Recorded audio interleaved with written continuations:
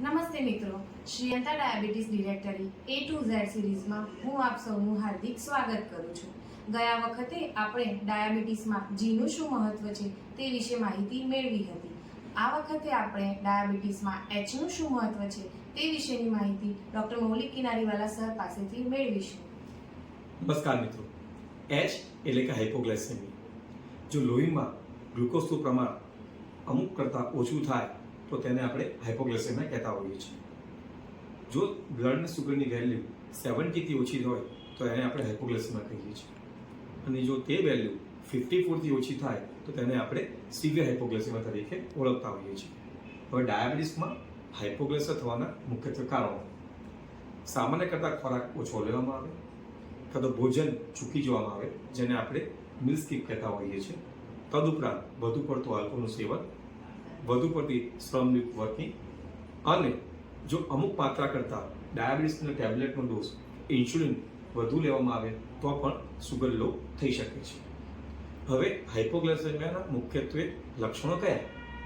જેમ કે અચાનક જ ભૂખ લાગવી, ચક્કર આવવા, કમજોરી લાગવી, હાથ પગમાં ધ્રુજારી થવી, ધબકારા વધી જવા, પરસેવો થવો, ઇવન બોલવામાં તકલીફ પડવી, ક્યાં તો દેખાવામાં તમને ધૂંધળું લાગવું, આ મુખ્યત્વે સામાન્ય લક્ષણો હોય છે. જો સુગરની વેલ્યુ વધુ પડતી લો થાય તો ઘણી વખતે પેશન્ટ્સ સેમી કોન્શિયસ એટલે કે અર્ધ બેભાન અવસ્થામાં જઈ શકે છે, એને ખેંચ પણ આવી શકે છે અને કોઈક વખતે કોમામાં પણ જઈ શકે છે.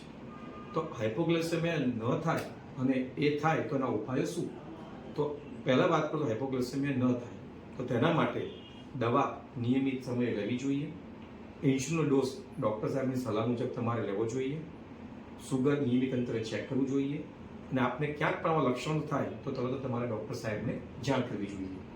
હવે હાઇપોગ્લાયસેમિયા થાય તો તેના ઉપાયો કયા? જ્યારે બી સામાન્ય લક્ષણો કોઈ પણ આપણને દેખાય તો તરત જ 3 કે 4 ચમચી ગ્લુકોઝ તરત લઈ લેવો જોઈએ, અથવા ફ્રૂટ જ્યુસ, સુગર કેન્ડી કે ચોકલેટનો પણ ઉપયોગ કરી શકાય છે. અને હવે માર્કેટમાં ગ્લુકોઝ ટેબ્લેટ પણ અવેલેબલ હોય છે. જો શુગર લો થાય તો તાત્કાલિક તમે એનો પણ ઉપયોગ કરી શકો છો. પણ જો પરિસ્થિતિ સામાન્ય કરતાં વધારે ગંભીર હોય તો તુરંત જ નજીકમાં હોસ્પિટલનો કાં તો ડૉક્ટર સાથે સંપર્ક કરી અને એડમિટ થઈ તરત જ નસમાં ગ્લુકોઝ લેવું જોઈએ, જેથી ગંભીર થતી તકલીફો આપણે અટકાવી શકીએ છીએ. ડાયાબિટીસમાં H એટલે કે હાઇપોગ્લાયસેમિયા વિશે આટલી સરસ માહિતી આપવા માટે હું ડોક્ટર મૌલિક કિનારીવાલા સરનો ખૂબ ખૂબ આભાર વ્યક્ત કરું છું. જો તમને પણ ડાયાબિટીસના અંગે કોઈ પણ પ્રશ્ન મૂંઝવતા હોય તો તમે નીચે આપેલા કોન્ટેક્ટ નંબર પર સંપર્ક સાધી શકો છો. આવતા વખતે આપણે ડાયાબિટીસમાં આઈનું શું મહત્વ છે તે વિશે માહિતી મેળવીશું. ત્યાં સુધી અમને રજા આપજો. નમસ્તે. નમસ્કાર.